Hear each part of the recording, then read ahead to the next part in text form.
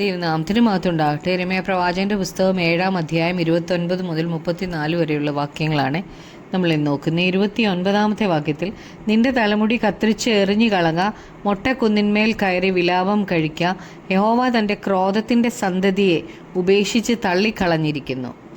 ഈ ജനം ദൈവത്തെ അനുസരിക്കുന്നില്ല. അവർക്ക് കറക്ഷൻ ഇഷ്ടമല്ല. അവരുടെ ഇടയിൽ നിന്ന് സത്യമില്ലാതെയായി. അതുകൊണ്ട് ദൈവം തൻ്റെ ക്രോധത്തിൽ ഈ ജനത്തെ ഉപേക്ഷിച്ച് തള്ളിക്കളഞ്ഞിരിക്കുന്നു എന്നാണ് ഇവിടെ പറഞ്ഞിരിക്കുന്നത്. 30-ാം വാക്യത്തിൽ, യഹൂദാപുത്രന്മാർ എനിക്ക് അനിഷ്ടമായുള്ളത് ചെയ്തു എന്ന് യഹോവയുടെ അരുളപ്പാട്. എൻ്റെ നാമം വിളിച്ചിരിക്കുന്ന ആലയത്തെ മലിനമാക്കുവാൻ തക്കവണ്ണം അവർ തങ്ങളുടെ മ്ലേച്ഛ വിഗ്രഹങ്ങളെ അതിൽ പ്രതിഷ്ഠിച്ചിരിക്കുന്നു. ഈ ജനത്തിൻ്റെ മ്ലേച്ഛത എന്ന് ഇവിടെ പറയുന്നത് വിഗ്രഹാരാധനയെക്കുറിച്ചാണ്. അവരുടെ ദൈവത്തിൻ്റെ ആലയത്തിൽ തന്നെ അവർ വിഗ്രഹങ്ങളെ പ്രതിഷ്ഠിച്ചിരിക്കുകയാണ്. ആലയത്തിൻ്റെ പല സ്ഥലങ്ങളിലായിട്ട് വിഗ്രഹങ്ങളെ അവർ പ്രതിഷ്ഠിച്ചു.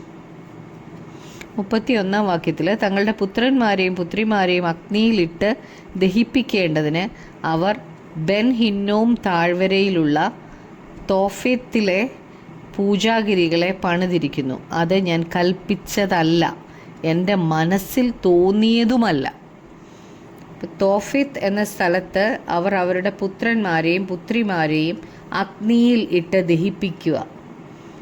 ഇത് അവർ ജാതികളുടെ ദൈവങ്ങൾക്കായിട്ടാണ് ചെയ്യുന്നത്. ജാതികളുടെ മര്യാദയാണ് ഇവർ പഠിച്ചു വച്ചിരിക്കുന്നത്. ഇസ്രായേലിലെ 2 രാജാക്കന്മാരെ നമുക്ക് പഴയ നിയമത്തിൽ കാണാൻ കഴിയുന്നുണ്ട്, അവരുടെ മക്കളെ അഗ്നിയിൽ ദഹിപ്പിക്കുന്നതായിട്ട്. അവരിത് ജാതികളുടെ ദേവന്മാർക്കാണ് യാഗമായി കൊടുക്കുന്നത്, അവരുടെ മക്കളെ. രാജാക്കന്മാർ ഇങ്ങനെ ചെയ്തെങ്കിൽ ജനങ്ങൾ ഉറപ്പായിട്ടും ഈ മനുഷ്യയാഗം ചെയ്തിട്ടുണ്ട്. അവരുടെ മക്കളെ തീയിലിട്ട് കളയും. ദൈവം പറയുന്നത് ഇങ്ങനെ ഒരു കാര്യം ദൈവം കൽപ്പിച്ചിട്ടുമില്ല, ദൈവത്തിൻ്റെ മനസ്സിൽ ഇങ്ങനെ തോന്നിയിട്ടുമില്ല എന്നാണ്.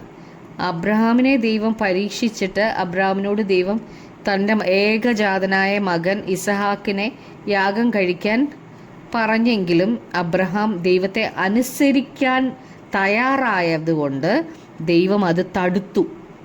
ദൈവം മനുഷ്യയാഗം ആഗ്രഹിക്കാത്തത് കൊണ്ടാണ് അത് തടുത്തത്. കനാന്യ ദൈവങ്ങളെ പോലെയോ മറ്റ് ജാതീയമായ അവരുടെ ദേവന്മാരെ പോലെ അല്ല യഹോവ. മക്കൾ ദൈവത്തിൻ്റെ ദാനമാണ്. അവർ ദൈവത്തിന് വിലയേറിയതാണ്. ഇപ്പോഴും കുഞ്ഞുങ്ങളെ അനേകർ കൊന്നുകൊണ്ടേയിരിക്കുകയാണ്. അനേക സ്ത്രീകളെ കുഞ്ഞുങ്ങളെ വളർത്താൻ താല്പര്യമില്ലാത്തതുകൊണ്ട് ഉദരത്തിൽ വെച്ച് തന്നെ അവരെ നശിപ്പിക്കുന്നതായിട്ട് നമുക്കറിയാം. ഇത് കുലപാതകമാണ്, അത് പാപമാണ്. ദൈവം ഇത് കൽപ്പിച്ചതല്ല, ദൈവത്തിൻ്റെ മനസ്സിൽ ഇത് തോന്നിയിട്ടുമില്ല. 32 മുതൽ 34-ാം വാക്യം വരെ, അതുകൊണ്ട് ഇനി അത് തോഫെത്ത് എന്നും ബെൻ ഹിന്നോം താഴ്വര എന്നും പേര് പറയാതെ കൊലത്താഴ്വര എന്ന പേർ വിളിക്കുന്ന കാലം വരും എന്ന യഹോവയുടെ അരുളപ്പാട്. വേറെ സ്ഥലം ഇല്ലായ്ക കൊണ്ട് അവർ തെഫോത്തിൽ ശവം അടക്കും. എന്നാൽ ഈ ജനത്തിൻ്റെ ശവങ്ങൾ ആകാശത്തിലെ പക്ഷികൾക്കും ഭൂമിയിലെ കാട്ടുമൃഗങ്ങൾക്കും ഇരയായിത്തീരും. ആരും അവയെ ആട്ടിക്കളയുകയില്ല.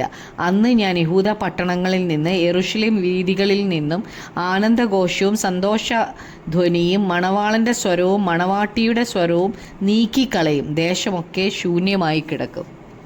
ഇസ്രായേൽ ഇങ്ങനെ ചെയ്തതുകൊണ്ട് അവർക്ക് സംഭവിക്കാൻ പോകുന്നതാണ് ദൈവം ഇവിടെ മുന്നമേ പറയുന്നത്. ദൈവം ഈ ജനത്തെ അവരുടെ ശത്രുവായ ബാബിലോണിൻ്റെ കയ്യിൽ ഏൽപ്പിച്ചു കൊടുക്കാൻ പോവുകയാണ്. അവരുടെ ഉത്സവങ്ങളും ആഘോഷങ്ങളും എല്ലാം തീരാൻ പോവുകയാണ്. അവരുടെ മക്കളെ അവർ അഗ്നിയിലിട്ട് ദഹിപ്പിച്ചത് ബെൻ ഹിന്നോം താഴ്വരയിലാണ്. ആ താഴ്വരയിൽ വെച്ച് മ്ലേച്ഛത ചെയ്ത് ഈ ജനത്തെ ശത്രുവിനെ ഏൽപ്പിച്ചു കൊടുത്തിട്ട് ആ താഴ്വരയ്ക്ക് കൊലത്താഴ്വര എന്ന് പേരാകും എന്നാണ് ദൈവം ഇവിടെ പറയുന്നത്. ആ താഴ്വര ഈ ജനത്തിൻ്റെ പാപങ്ങൾ കൊണ്ട് നിറയും. അതുപോലെ ഇവരുടെ ശവങ്ങൾ അവിടെ ശവങ്ങൾ കൊണ്ട് നിറയും, അവയെ അടക്കത്തില്ല. ഈ ആകാശത്തിലെ പക്ഷികൾക്കും ഭൂമിയിലെ കാട്ടുമൃഗങ്ങൾക്കും അവ ആഹാരമായി തീരും. ഈ ശവങ്ങൾ ആനന്ദവും സന്തോഷവും അവിടെ നിന്ന് നീക്കിക്കളയും, ദേശം ശൂന്യമായി പോകും. നമുക്ക് പ്രാർത്ഥിക്കാം. കർത്താവേ, യേശുവേപ്പാ, ഞങ്ങൾ വചനത്തിൽ കാണുന്നല്ലോ മക്കളെ യഹോവ നൽകുന്ന അവകാശവും ഉദരഫലം അവൻ തരുന്ന പ്രതിഫലവുമാണെന്ന്. കർത്താവേ അപ്പാ, ഞങ്ങൾക്ക് തരുന്ന കുഞ്ഞുങ്ങളെ ദൈവഭയത്തിൽ വളർത്തുവാൻ ഉള്ള ജ്ഞാനം ഞങ്ങൾക്ക് തരണമേ. യേശു ക്രിസ്തുവിൻ്റെ നാമത്തിൽ തന്നെ ആമേൻ.